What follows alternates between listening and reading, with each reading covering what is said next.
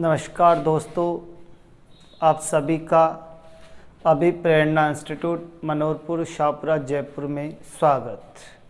मैं Prakash Singh Shekhawat biology lecture आज आपके लिए लेकर आया हूँ। साइटोलॉजी में सेल डिवीज़न का टॉपिक।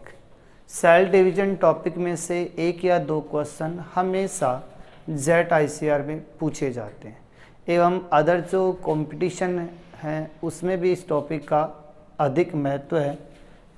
सेल बायोलॉजी में सेल डिवीज़न, कोशिका विभाजन।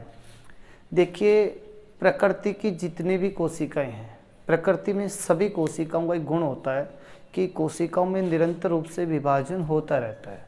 विभाजन के दौरान पुरानी जो सेल है वो मरती रहती है और नई कोशिकाएं बनती रहती हैं। इसके लिए एक वैज्ञानिक था, उसका नाम था रुडोल्फ विर्चो। रुडोल्फ विर्चो का कथन, जेट में ये कथन कई बार पूछा जाता है कि रुडोल्फ विर्चो का कथन क्या है। ओमनिस सेलुला ई सेलुला,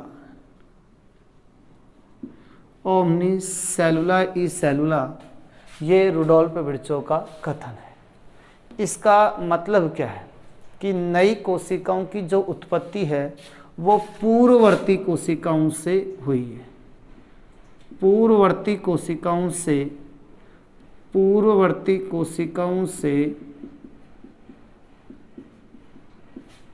नई कोशिकाओं की उत्पत्ति होती है। नई कोशिकाओं की उत्पत्ति, ये कथन है रुडोल्फ विर्चो का। अब देखिए, किसी भी कोशिका में विभाजन क्यों होता है, उसका कारण क्या है। इसके लिए देखिए, एक सिद्धांत दिया गया, उस सिद्धांत का नाम है कर्ण प्लाज्म सिद्धांत।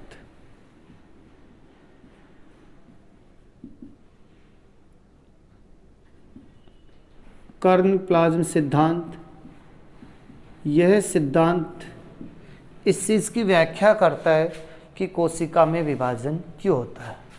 ये जो सिद्धांत है ये दिया था हर्टविग ने। हर्टविग ने इस सिद्धांत के माध्यम से क्या समझाया वो देखिए। सपोज डैट एक ये कोशिका है, ठीक है, और ये कोशिका का है केंद्रक, ये हो गया इसका न्यूक्लियस, और बाकी इसमें क्या भरा हुआ है, कोशिका द्रव्य साइटोप्लाज्म। तो क्या होता है, कोशिका में कोशिका द्रव्य व केंद्रक दोनों का जो अनुपात है वो लगभग निश्चित होता है। लेकिन जब कोशिका द्रव्य और केंद्रक दोनों का अनुपात डिसबैलेंस हो जाता है, जिसके कारण जो है कोशिका विभाजन स्टार्ट होता है।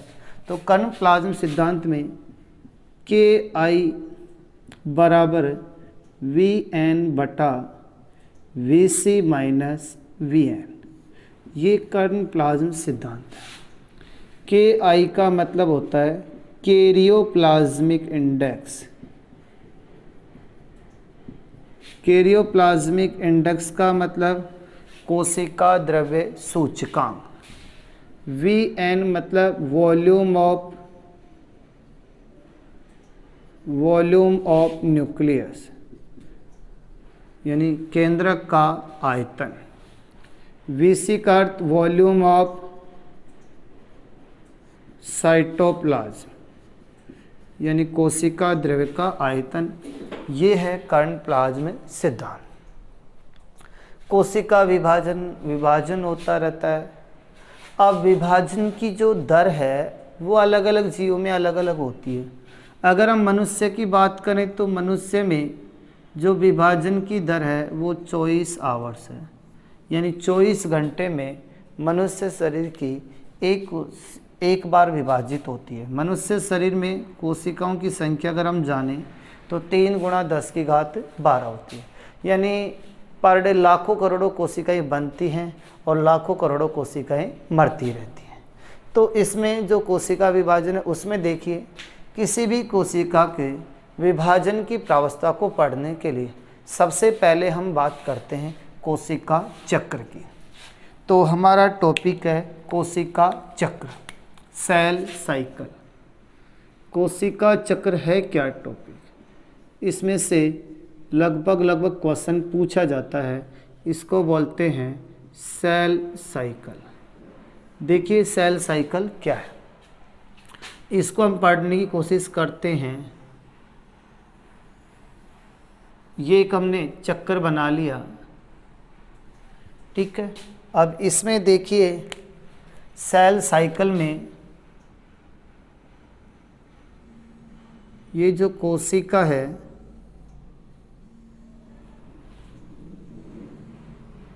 इसको देखिए। मान लीजिए किसी भी मनुष्य शरीर की जो कोशिका है उसमें विभाजन के बारे में कोशिका चक्र में पढ़ें। कोशिका चक्र में यानी कोशिका में होने वाली जो संपूर्ण घटनाएं हैं वो कोशिका चक्र में इंक्लूड की गई है।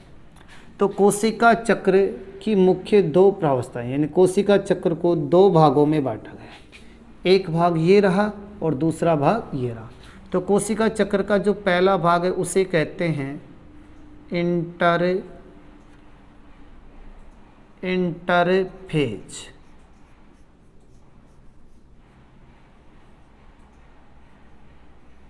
इंटरफेज। तो कोशिका चक्र की पहली अवस्था इंटरफेज है, जिसमें कोशिका विभाजन का लगभग 90 से 92% समय इंटरफेज में पूरा होता है। दूसरी जो प्रावस्था आती है उसे कहते हैं एम फेज। एम फेज है। अब इस एम फेज में 8 से 10% का समय लगता है। अब देखिए ये जो इंटरफेज है सबसे लंबी प्रावस्था है, इसको हम 3 भागों में बांटते हैं।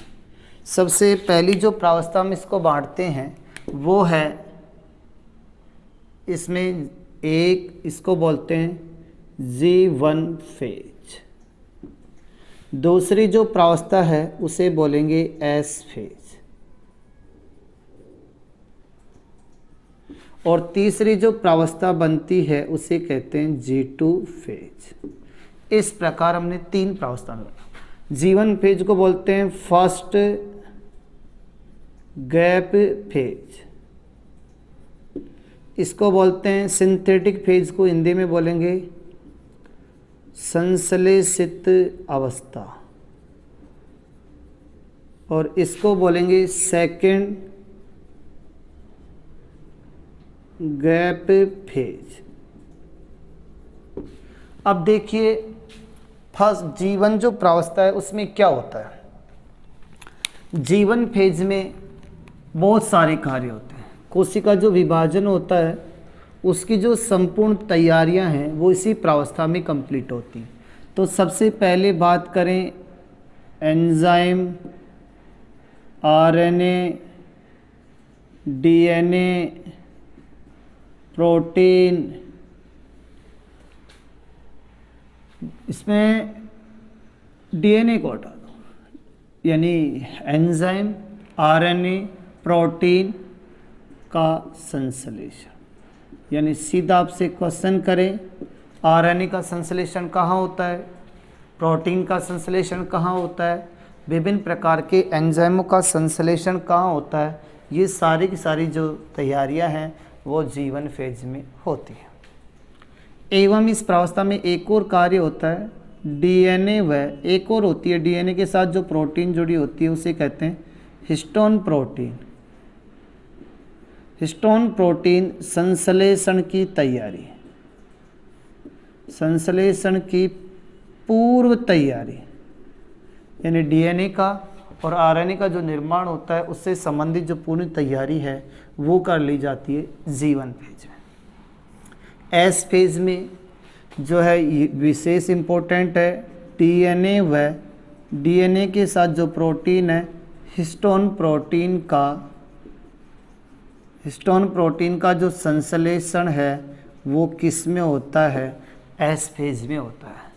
एक खास बात याद रखना, डीएनए का रेप्लिकेशन का अर्थ होता है एक डीएनए से दूसरे डीएनए का बनना, यानी डीएनए की जो पुनरावृत्ति है वो भी किस प्रावस्था में होती है? एस फेज में होती है।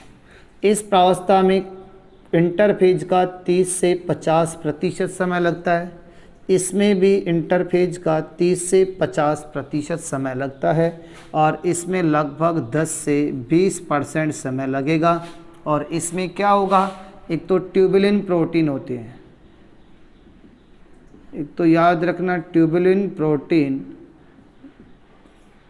व तारककाय का संश्लेषण, यानी ये कार्य होता है G2 फेज में, बाकी अदरवाइज फेज के अनुसार कार्य होता रहे। सबसे ज़्यादा जो इम्पोर्टेंट है डीएनए का संश्लेषण और डीएनए का रेप्लिकेशन एस फेज में। ये जो एम फेज है इसको हम दो भागों में बांटते हैं, एक होती है माइटोसिस और एक होती है मियोसिस। माइटोसिस का अर्थ होता है समसूत्री विभाजन और इसका होता है अर्धसूत्री विभाजन। तो इस प्रकार कोशिका चक्र की क्रिया संपन्न होती है। अब हम एक एक के बारे में डिटेल से पढ़ते हैं। तो विभाजन की अगर हम बात करें तो विभाजन सामान्यतः एक और होता है, समसूत्री विभाजन होता है, एक अर्धसूत्री विभाजन होता है और एक और होता है असूत्री विभाजन। तो इन तीनों के बारे में हम इस चैप्टर में स्टडी करते हैं। सबसे पहले पढ़ते हैं असूत्री विभाजन। किस प्रकार होता है असूत्री विभाजन? असूत्री विभाजन की अगर मैं बात करूं तो उसे बोलते हैं एमाइटोसिस। एमाइटोसिस, असूत्री विभाजन। देखिए इसमें नाम से पता चल रहा है, ए का अर्थ होता है नहीं, सूत्र का मतलब जोड़े, जिसमें जोड़े नहीं है तो कितना है? सिंगल है। तो पहली बात, ये जो असूत्री विभाजन है ये हमेशा याद रखना सरल प्रकार के जीवों में संपन्न होता है, सरल प्रकार के जीवों में संपन्न। दूसरी बात, अब हम एक स्पेशली बात पढ़ेंगे, किसी का भी जब विभाजन होता है ना तो एक तो होता है पहले केंद्रक का विभाजन होता है और बाद में कोशिका द्रव्य का विभाजन होता है। तो केंद्रक का जो विभाजन होता है उसे कहते हैं कैरियोकाइनेसिस और कोशिका द्रव्य का जो विभाजन होता है उसे कहते हैं साइटोकाइनेसिस। तो इसमें क्या होता है? असूत्री विभाजन में कैरियोकाइनेसिस और साइटोकाइनेसिस अलग अलग न होकर के एक साथ संपन्न होता है, जिसकी वजह से समय बहुत कम लगता है। तो ध्यान रखना, सबसे बेस्ट जो एग्जाम्पल है वो है ईस्ट। ईस्ट एक कोशिकीय कवक है, तो एग्जाम में पूछा जाता है ईस्ट में कौन सा विभाजन पाया जाता है, आपको लर्न करना है असूत्री विभाजन। असूत्री सरल प्रकार के जीवों में इसमें कैरियोकाइनेसिस एंड साइटोकाइनेसिस की जो प्रोसेस है एक साथ होती है। ईस्ट में जो असूत्री विभाजन है वो कितनी देर में संपन्न होता है? याद रखना 90 मिनट में।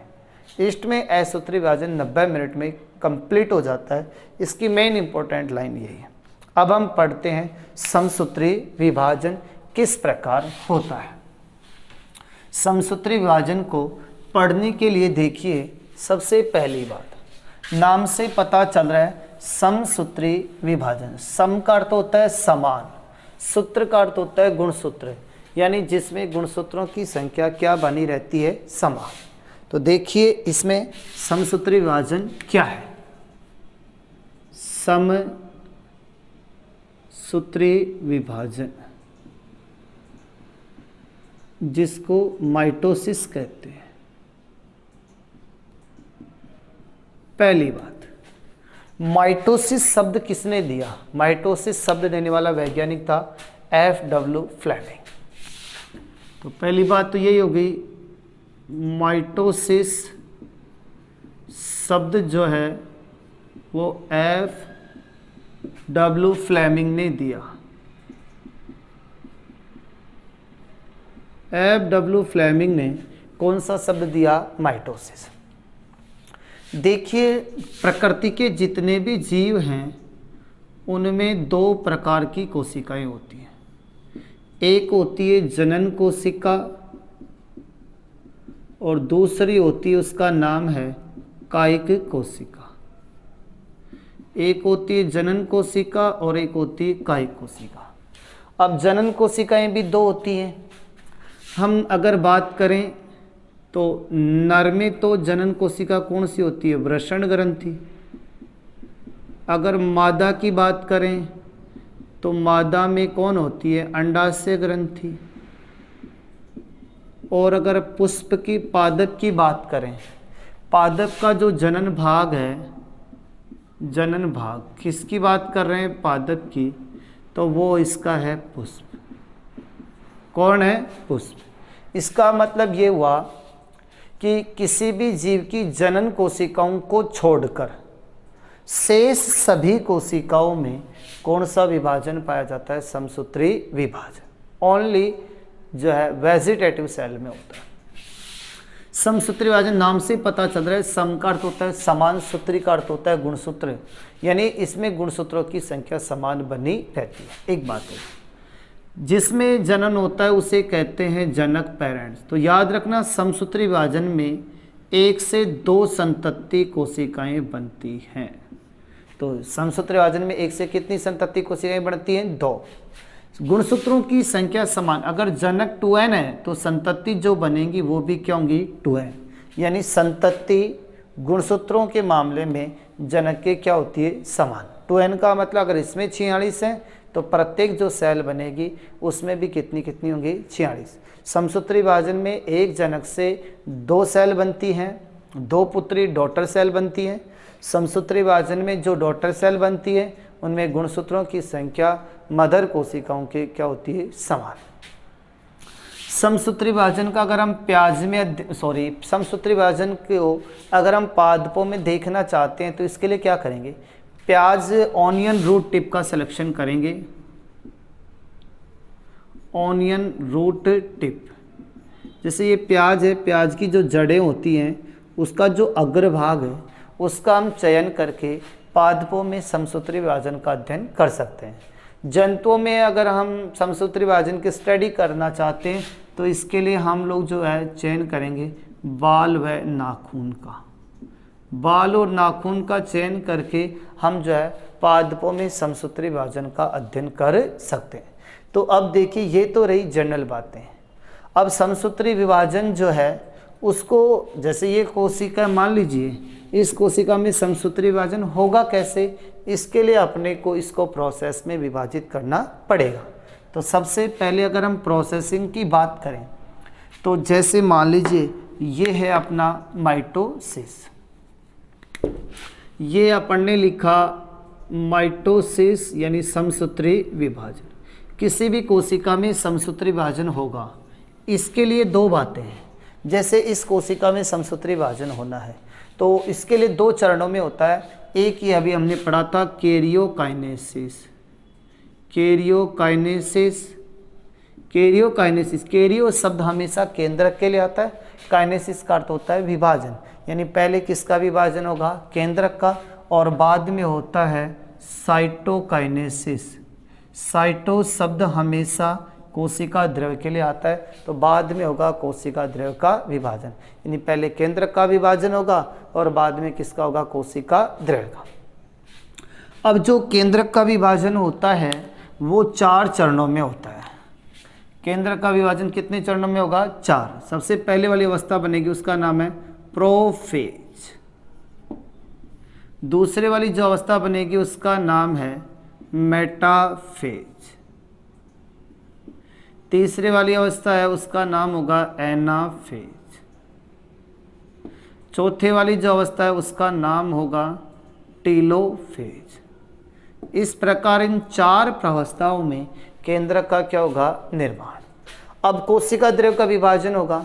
कोशिका द्रव्य का जो विभाजन है वो प्लांट सेल में अलग प्रकार का होता है और एनिमल सेल में अलग प्रकार का होता है। अगर हम प्लांट की बात करें, प्लांट सेल की बात करें तो प्लांट सेल में होता है कोशिका द्रव्य का विभाजन मध्य पटलिका द्वारा, मिडल लैमेला द्वारा। और अगर हम एनिमल सेल की बात करें तो एनिमल सेल में कोशिका द्रव्य का जो विभाजन होता है वो होता है खांच विधि द्वारा, खांच विधि द्वारा होता है। तो इनके बारे में अभी हम डिटेल से पढ़ें।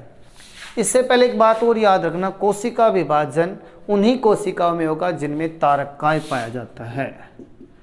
तारककाय एक ऐसा कोशिकांग है जो कोशिका विभाजन की दर को प्रेरित करता है।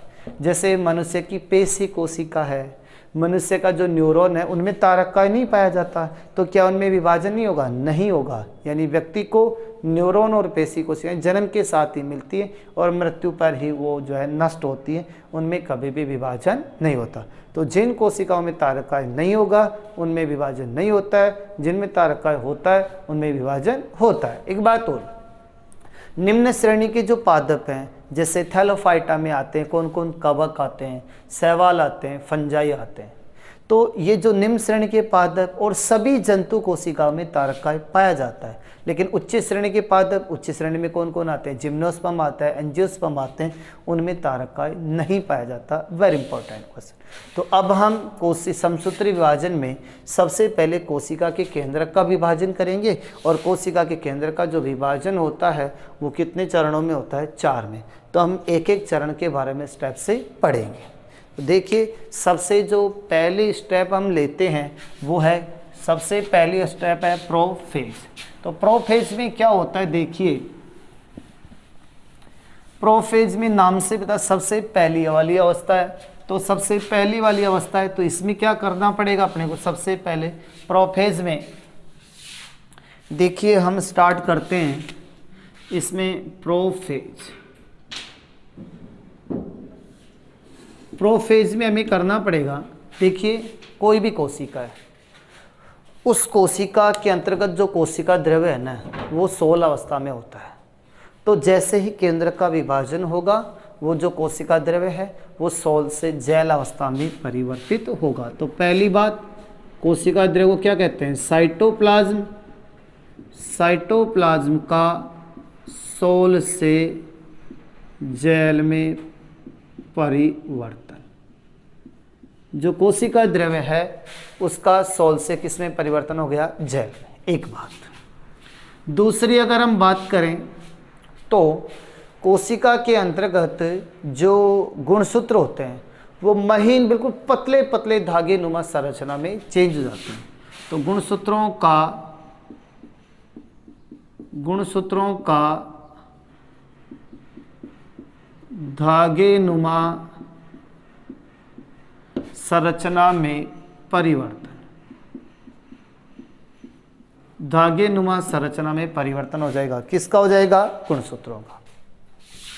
तीसरी अगर हम बात करें तो कोशिका के अंदर कौन होता है? केंद्रक होता है, और केंद्रक पे क्या पाई जाती है? झिल्ली। तो केंद्रक झिल्ली और सारे के सारे जो कोशिकांग है वो क्या हो जाएंगे? गायब। तो इसमें जैसे सारे कोशिका केंद्रिका, तो इसमें अगली हम बात करें तो केंद्रक झिल्ली व केंद्रिका का गायब होना। तो केंद्रक झिल्ली और केंद्रिका क्या हो जाएगी? गायब। अगली हम बात करें इसमें चौथी, तो देखिए क्या होता है? एक कोशिका ये है, ठीक है, तारककाय है। वो तारककाय 2 तारक केंद्रकों में विभाजित हो जाता है। एक तारक केंद्रक ये बन गया, एक तारक केंद्रक ये बन गया। ये कौन हो गया? तारक केंद्र, ठीक है। दोनों ध्रुवों पे आ गए तारक। तो अपन ये भी लिख सकते हैं, तारक केंद्रकों का विपरीत ध्रुवों पर व्यवस्थित होना। हो गए व्यवस्थित। अगली बात, ये जो तारक केंद्र है इनसे तर्कुतंतु बनना प्रारंभ हो जाते हैं। पूरे नहीं बने, वेरी वेरी इंपॉर्टेंट, एग्जाम में पूछा जा चुका है, याद रखना। बनना प्रारंभ होते हैं प्रोफेज में और बन करके कंप्लीट हो जाते हैं मेटाफेज में। तो अपन यहाँ पे लिख सकते हैं तर्कुतंतु। तर्कुतंतु को बोलते हैं स्पिंडल फाइबर। स्पिंडल फाइबर का निर्माण प्रारंभ, यानी स्पिंडल फाइबर बनना प्रारंभ। याद रखना ये जो तर्कु तंतु है ये ट्यूबुलिन प्रोटीन के बने होते हैं। ट्यूबुलिन प्रोटीन से निर्मित कौन होते हैं? तर्कु तंतु। इस प्रकार तर्कु तंतु बनना प्रारंभ हो गए। ये हो गए तर्कु तंतु। ये गुणसूत्र क्या हो गए? महीन धागे नुमा संरचना के रूप में व्यवस्थित हो गए। तो सबसे लंबी प्रावस्था है ये चारों प्रावस्थाओं। अगली हम बात करें तो सबसे लंबी प्रावस्था। तो इस प्रकार जो चेंजेज होते हैं ये सारे चेंजेज किस में देखने को मिलते हैं? प्रोफेज में। इसमें दूसरी जो अगर हम प्रावस्था लेते हैं, दूसरी वाली जो प्रावस्था लेते हैं उसका नाम है मेटाफेज। मेटाफेज।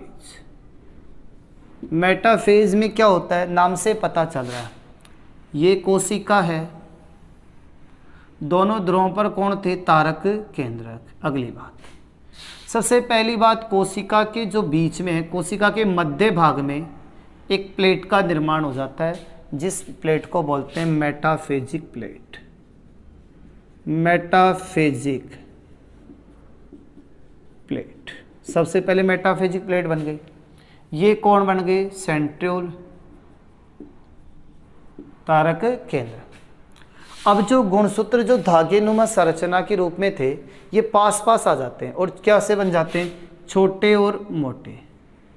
तो गुणसूत्रों का छोटे व मोटे होना, गुणसूत्र छोटे और मोटे हो गए और तर्कु तंतुओं से, तर्कु तंतु पूर्णतः विकसित हो जाते हैं और जो गुणसूत्र हैं वो तर्कु तंतुओं से बंध जाते हैं। तो ये हो गए क्रोमोसोम। क्रोमोसोम यानी गुणसूत्र, क्रोमोसोम यानी गुणसूत्र, और ये हो गए स्पिंडल फाइबर।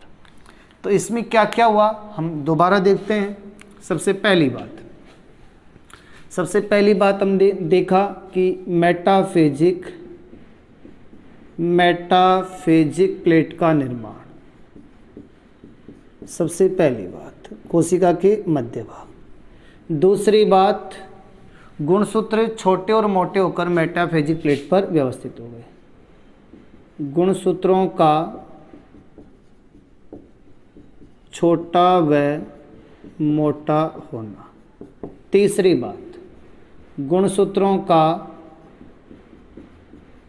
मेटाफेजिक प्लेट पर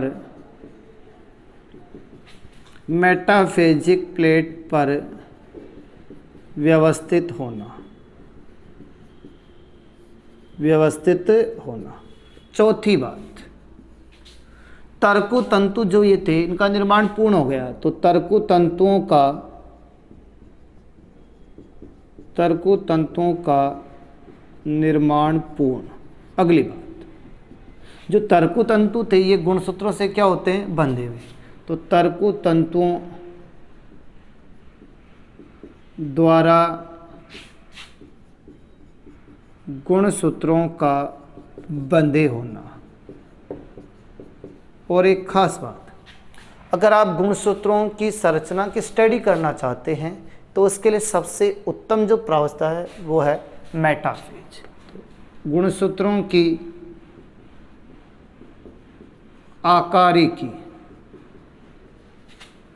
आकारिकी के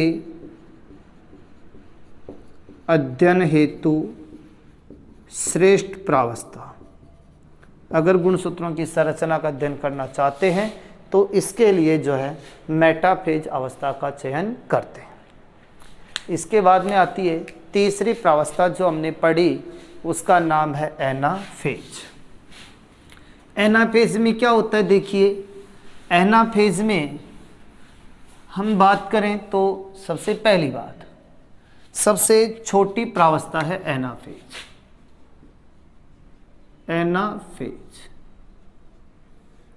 एनाफेज में क्या होगा? ये एक डायग्राम शो करते हैं। ये तो इसके तारक केंद्रक थे। अब क्या होता है कि ये जो गुणसूत्र थे ये इसका सेंट्रोमियर है, ठीक है, कि सेंट्रोमियर ऐसे होता है, पढ़ रखा है अपन ने, ये सेंट्रोमियर। तो क्या होते हैं, ये तर्कु तंतु है ना, ये इस प्रकार गुणसूत्रों को खींचते हैं। तो ये आधे तो ऊपर चले जाते हैं और आधे कहाँ चले जाते हैं? नीचे की तरफ। तो इस प्रकार ये गुणसूत्र है ना सेंट्रोमियर से पृथक हो जाते हैं ऐसे, ये पृथक हो गए। कौन पृथक हो गए? गुणसूत्र। फिर ये तर्कतंतु है ना, इसको खींच करके कहाँ ले आते हैं? अपने अपने ध्रुव की ओर ले आते हैं। इस प्रकार ये है ना, ये अपनी तरफ खींच लेते हैं। इस प्रकार का सिस्टम इसमें रहता है। ये कौन हो गया? सेंट्रियोल। ये कौन हो गए? Spindle fibre.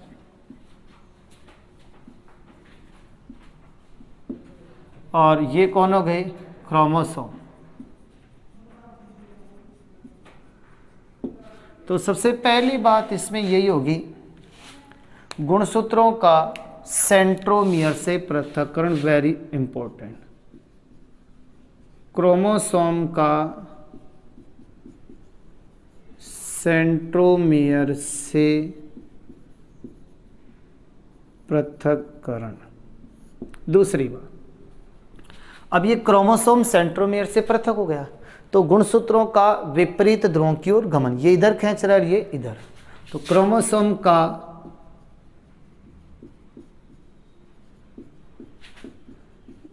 विपरीत ध्रुवों की ओर गमन, यानी गुणसूत्र है विपरीत ध्रुवों की ओर मूवमेंट कर जाते हैं। तीसरी बात अगर इसमें बात करें तो ये सबसे छोटी प्रावस्था है, सबसे छोटी प्रावस्था। देखिए सेंट्रोमियर से पृथक हुआ है, इसलिए ये 2n थे तो ये भी 2n है और ये भी क्या रहा? 2n। इस प्रकार ये सारी प्रोसेसिंग एनाफेज में होती है। अब चौथी प्रावस्था के बारे में पढ़ते हैं। चौथी प्रावस्था चलती है टीलोफेज। टीलोफेज में क्या होगा? देखिए, टीलोफेज को जो है प्रोफेज की जस्ट अपोजिट मानते हैं, यानी प्रोफेज की अपोजिट कौन होती है? टीलोफेज। तो चौथी प्रावस्था हमने बना दी टीलोफेज। सबसे पहली बात, इसमें क्या हुआ? प्रोफेज में पढ़ा था पहली बात, तो इसमें अपन लिख सकते हैं प्रोफेज की विपरीत प्रावस्था, प्रोफेज की विपरीत प्रावस्था, यानी ये इसकी अपोजिट हो गई। एक बात। दूसरी बात, अभी अपन ने पढ़ा था कि प्रोफेज में जो कोशिका द्रव्य वो सोल से किस में बदला था? जेल में। लेकिन अब कोशिका द्रव्य जेल से किस में बदलेगा? सोल में। तो अब हो जाएगा साइटोप्लाज्म का जेल से सोल में चेंज। कोशिका द्रव्य सोल से किस में बदल गया? जेल। तीसरी प्रावस्था पढ़ी थी पढ़ने कि केंद्र के ऊपर झिल्ली थी और जो केंद्रिका थी वो क्या थी? गायब। तो वो पुनः दिखाई देने लगती है। तो इसमें हो जाएगा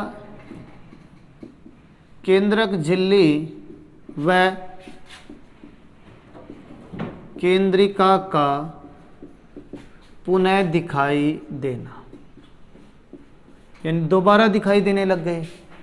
चौथी बात अपन ने पढ़ी कि गुणसूत्र क्या थे? धागे नुमा। तो क्रोमोसोम का धागे नुमा संरचना में परिवर्तन, यानी गुणसूत्र किस में बदल गए? धागे नुमा संरचना। अगली बात आपने पढ़ी थी तर्कतंतु बनना प्रारंभ हो गए तो इसमें क्या हो जाएंगे? गायब। स्पिंडल फाइबर व सेंट्रियोल का गायब होना, यानी जो तारक केंद्रक थे, जो तर्कतंतु थे, वो सारे के सारे क्या हो जाते हैं? गायब। और अगला है पुत्री कोशिकाओं का निर्माण, पुत्री केंद्रकों का निर्माण। एक से कितने पुत्री केंद्रक बनेंगे? 2। देखिए कैसे बनेंगे। ये कोशिका है, ये सेंट्रियोल गायब हो गया, ये भी गायब हो गया। ये गुणसूत्र क्या थे? छोटे और मोटे। ये पुनः धागेनुमा संरचना में बदल गए। ये देखो धागेनुमा में, ठीक है। अभी आपने पढ़ा केंद्रक झिल्ली आ गई, ये लो केंद्रक झिल्ली आ गई। तो बताओ कितने केंद्रक बन गए? ये बन गए 2, ये बन गए पुत्री केंद्रक। इस प्रकार कैरियोकाइनेसिस में जो है एक केंद्रक 2 केंद्रकों में विभाजित हो जाता है। अब अगला टॉपिक आता है अपना दूसरा, साइटोकाइनेसिस। साइटोकाइनेसिस के बारे में हम देखते हैं किस प्रकार एक कोशिका की कोशिका द्रव्य का विभाजन होता है। तो साइटोकाइनेसिस जो है इसमें कोशिका द्रव्य का, साइटो का अर्थ होता है कोशिका द्रव्य और काइनेसिस का अर्थ होता है विभाजित होना, यानी कोशिका द्रव्य का विभाजन। तो दूसरा जो चरण है वो है साइटोकाइनेसिस। कैसे होगा? तो साइटोकाइनेसिस की क्रिया 2 प्रकार की होती है, यानी एक तो होती है प्लांट सेल में और एक होती है एनिमल सेल में। तो हम पहले बात करते हैं मध्य पटलिका द्वारा।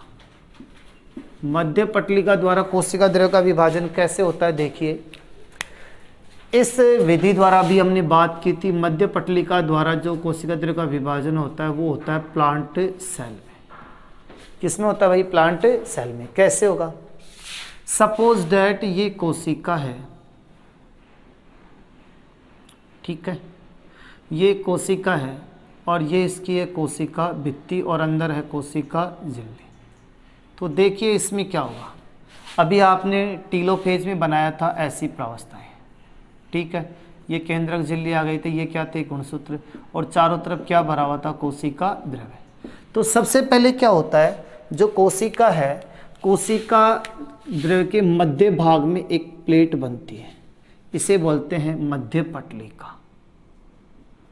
मध्य पटलिका बनती है, ये प्लेट बन गई। अब ये प्लेट क्या करती है? धीरे धीरे ये जो प्लेट है ये धीरे धीरे केंद्र से परिधि की ओर बढ़ती जाती है। इस प्रकार ये प्लेट है ना, धीरे धीरे केंद्र से परिधि की ओर बढ़ती चली जाती है। ये कौन थे? ये केंद्रक। तो इस प्रकार ये प्लेट है ना, इस प्रकार बढ़ती चली जाती है और बढ़ कर के इस प्रकार की हो जाती है। फिर अगली प्रोसेस में क्या होगा? ये धीरे धीरे बढ़ कर के जो है एक कोशिका है वो कितनी कोशिकाओं में विभक्त हो जाती है? 2 में। इस प्रकार ये कोशिका द्रव्य जो है इस प्रकार एक सेल से 2 सेल का निर्माण हो जाता है। ये होता है इसका केंद्र है, ये गुणसूत्र, और ये बन गए डॉटर सेल। डॉटर सेल इस प्रकार। तो मध्य भाग में मध्य पटलिका बनती है, वो धीरे धीरे बढ़ कर के परिधि तक पहुंच जाती है, जिससे साइटोप्लाज्म है वो 2 भागों में डिवाइड हो जाता है। दूसरी विधि उसको बोलते हैं खांच विधि।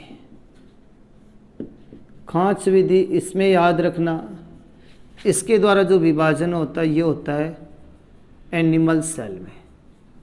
एनिमल सेल में क्या होगा कि जैसे कोई भी जंतु कोशिका है, ये जंतु कोशिका है, इस जंतु कोशिका में ये केंद्रक कितने बने थे? 2।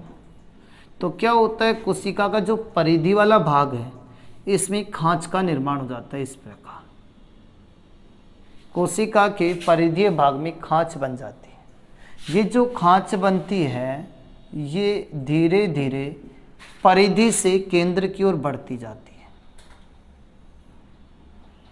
ये खांच धीरे धीरे केंद्र से परिधि की ओर बढ़ती चली जाती है। इस प्रकार देखो, ये बढ़ गई, ये बढ़ती चली जाती है, और एक पोजीशन ऐसी आती है कि एक से जो है 2 कोशिकाओं का निर्माण होता है। इस प्रकार ये 1 से 2 जो है डॉटर सेल का निर्माण होता है। Daughter cell. तो इस प्रकार हमने पढ़ा कि समसूत्री विभाजन में एक कोशिका से 2 पुत्री कोशिकाओं का निर्माण होता है। अगला टॉपिक है समसूत्री विभाजन का महत्व। सबसे पहली बात, हमारे शरीर की जितनी भी कायिक कोशिकाएं होती है उन सभी कायिक कोशिकाओं में गुणसूत्रों की जो संख्या है वो समान बनी रहती है, एक कारण। दूसरा कारण है हमारे शरीर पे जो घाव बन जाते हैं, वो घाव जो भर जाते हैं तो हमारी बॉडी की जो रिपेयर होती है उसमें भी हमारे समसूत्री विभाजन का योगदान है। तो आज हमने सेल डिवीजन का जनरल इंट्रोडक्शन जो है असूत्री विभाजन और समसूत्री विभाजन के बारे में पढ़ा। अब इसमें देखिए 2-3 प्रश्न और इसमें बनते रहते हैं, वो देखिए कैसे बनते हैं। इसमें आपसे पूछता है कि किस प्रकार समसूत्री विभाजन में क्रम चलता रहता है। तो समसूत्री विभाजन का क्रम पूछे तो ध्यान रखना, एक सेल होती है 1 से 2, 2 से 4, 8 से 16, 16 से 32, 32 से 64, 64 से 128, 128 से 256। तो इस प्रकार सेल चलती रहती है, एक को काउंट नहीं। अब इसमें से प्रश्न कैसे बनता है? प्रश्न बनता है 32 कोशिकाओं के निर्माण हेतु कुल कितने समसूत्री विभाजन की आवश्यकता होगी। यानी 32 सेल बनानी है, 32 सेल बनाने के लिए कुल कितने विभाजन की आवश्यकता होगी। तो देखिए 1 2 3 4 5, कितने सेल कितने विभाजन की आवश्यकता होगी? 5। अगर ऐसे प्रश्न पूछे 7 बार अगर समसूत्री विभाजन होता है तो कुल कितनी सेल बनेंगी? तो 1 2 3 4 5 6 7, कुल सेल कितनी बनेगी? 128। तो ये आपको क्रम इस तरीके से बनाना है और उसके आधार पे किसी भी तरीके का प्रश्न पूछे आप सोल्व आउट कर सकते हो। Thank you.